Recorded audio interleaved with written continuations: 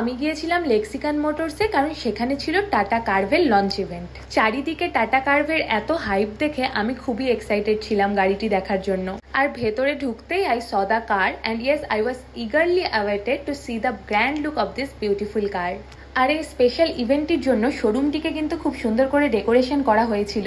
এরপর ribbon cutting সেরিমনির মধ্যে দিয়ে গাড়িটি রিভিল করা হয় অ্যান্ড মাস্ট সে গাড়িটি কিন্তু অসাধারণ দেখতে।